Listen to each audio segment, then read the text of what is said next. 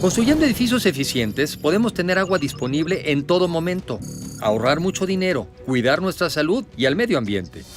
México tiene futuro y su futuro está en tus manos. La mejor manera de predecir el futuro es crearlo. Los avances científicos y tecnológicos han hecho que cambie nuestro estilo de vida, la forma de trabajar e incluso en la que nos relacionamos. La capacidad de educarnos a través de Internet, de transportarnos en vehículos autónomos, de modificar el genoma humano para evitar enfermedades, así como el uso intensivo de las energías renovables y de la inteligencia artificial, nos permitirán alcanzar mejores niveles de vida. Pero ¿seremos capaces de incorporar a todos o generaremos sociedades más polarizadas? De esto se trata Ahora Futuro, México y el mundo.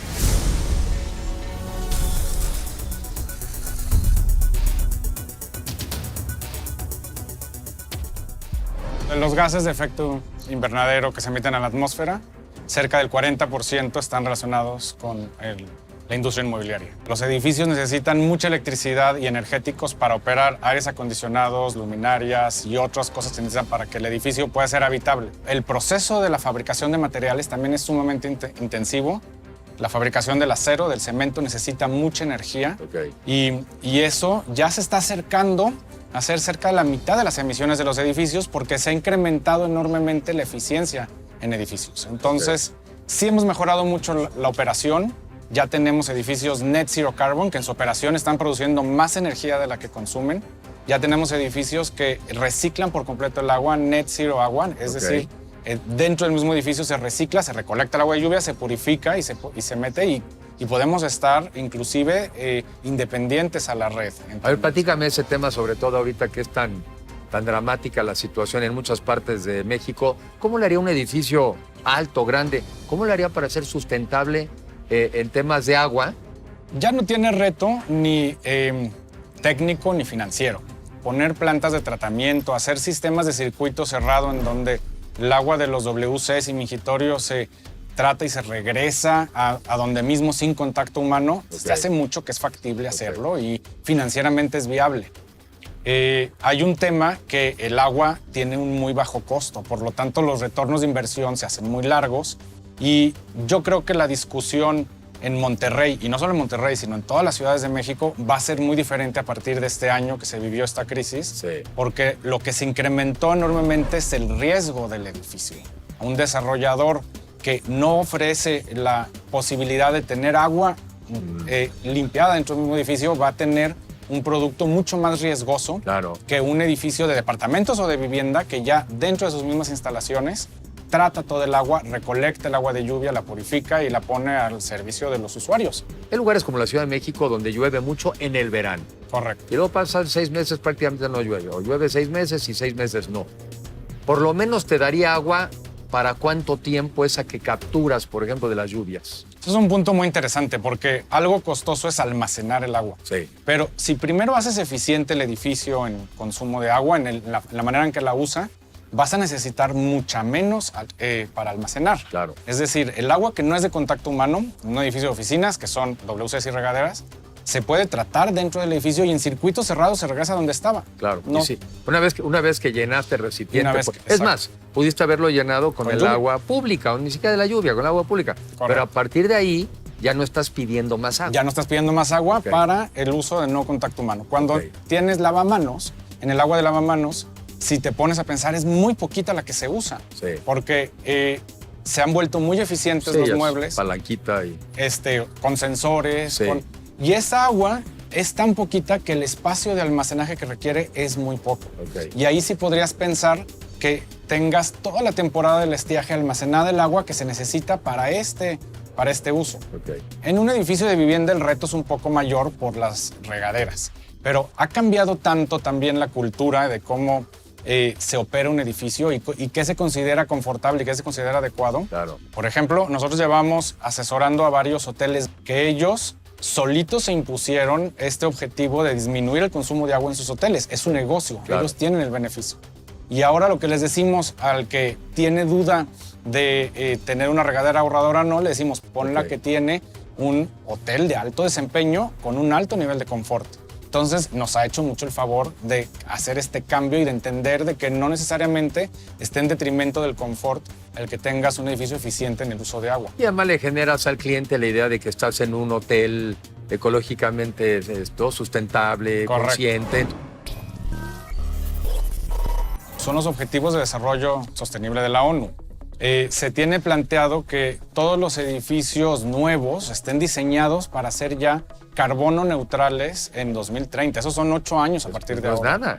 No es nada. Ya tenemos nosotros ejemplos de edificios que, siendo redituables, lograron esta neutralidad de carbono de forma directa, generando su propia energía. Okay. Se puede conseguir neutralidad de carbono haciendo compensación, ayudándole a que otro contamine menos, por ejemplo, produciendo energía limpia o quemando metano en vez de liberarlo o sembrando árboles Okay. o cualquier otro programa O sea, de esos. puede ser que porque tu edificio logró tecnológicamente no emitir, o puede ser como se ha permitido en otros casos que puedas compensar, por ejemplo, Correcto. reforestando. Es correcto. Y así logras la neutralidad. Pero en todo caso, el edificio debe ser eficiente. Sí. El edificio debe de disminuir sus emisiones Sí.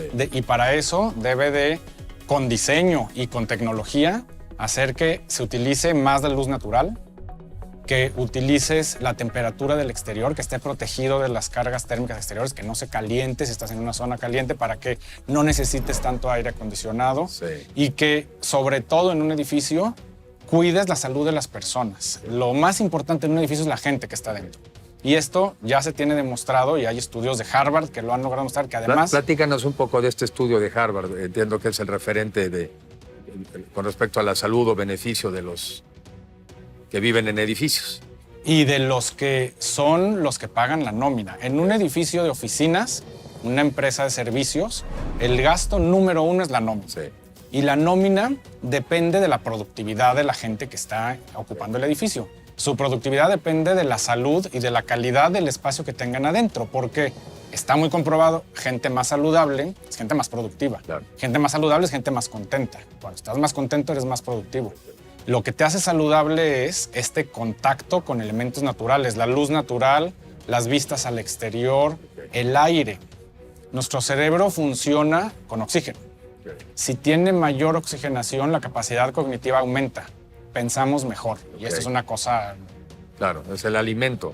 Así Estás- es. Estás más alerta, más despierto. le llamamos building science Ok. o edificios saludables, ¿no? Ok. Si tú logras demostrar que con la ventilación adecuada el aire en el interior está más limpio, inmediatamente incrementan en puntos porcentuales la productividad de la gente que está dentro. Ok. Y a la hora de que conviertes esto en la nómina, el caso de negocio se hace muy rápido. Sí. En un edificio de oficinas, desde hace mucho que está demostrado que tener una certificación de edificio sustentable que comunique a los usuarios que el aire está limpio, que tienen luz, que vean todos estos beneficios, hace que la empresa que paga la nómina obtenga el beneficio.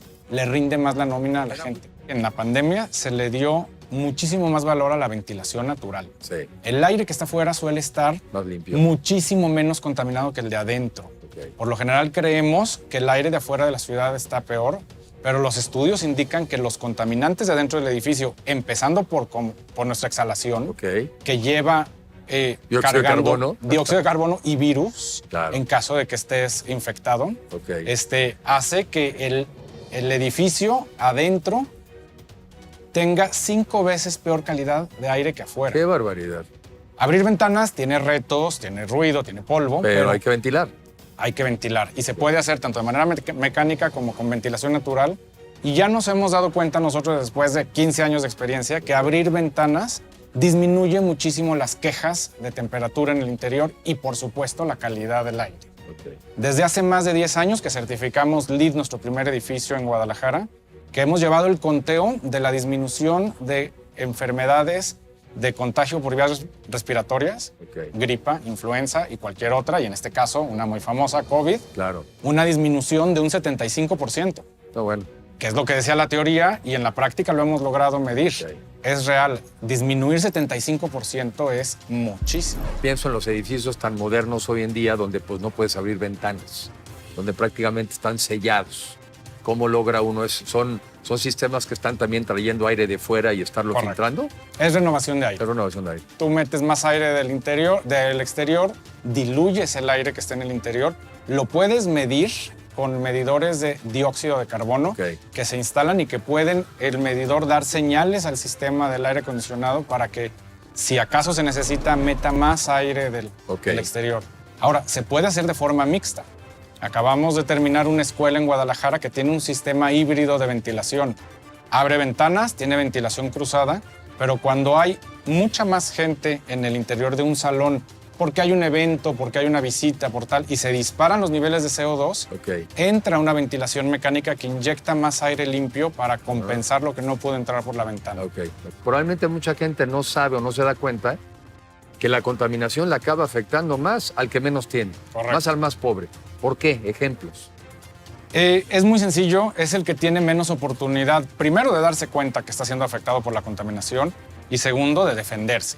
Es decir, si tú tienes los medios para cambiarte de casa porque en tu entorno hay muchísima contaminación, lo vas a hacer. Claro. Pero si no tienes los medios, si no tienes más remedio que quedarte donde estás, vas a sufrir la contaminación y es muy probable que ni cuenta te estés dando. Pero tiene efectos en la salud tan graves que la Organización Mundial de la Salud declara que 1 en 8 muertes prematuras son debidas a la mala calidad del aire.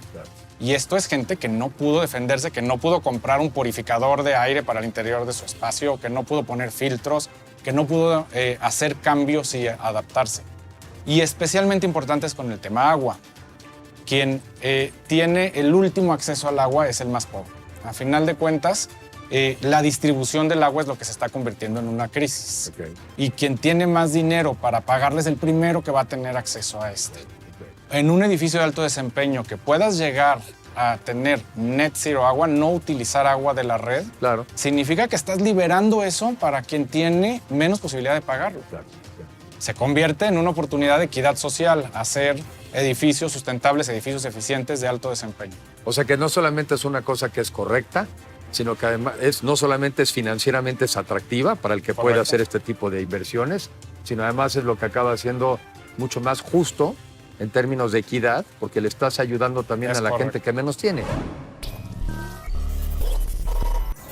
Yo creo que el tener un propósito, y empresas como la nuestra, que nació teniendo un propósito, sí está resultando muy atractivo para las nuevas generaciones. Es decir, ya no solamente buscan tener un buen ingreso ni tener esta seguridad financiera, sino además de que el trabajo en donde estás metiendo tu tiempo, en donde estás dedicando tu vida, tenga un propósito mayor. Y si lo unes los puntos y lo conviertes en un propósito de equidad social, hacerlo a través del diseño adecuado de edificios, de hacer que los edificios nuevos y los existentes consuman menos agua, que tengan mejor desempeño, que tengan mejor salud a gente que está dentro, hace que de manera directa cumplas este propósito.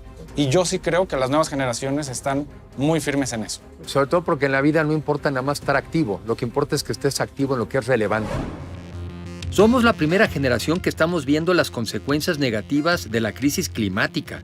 Y somos la última con la oportunidad para evitarla.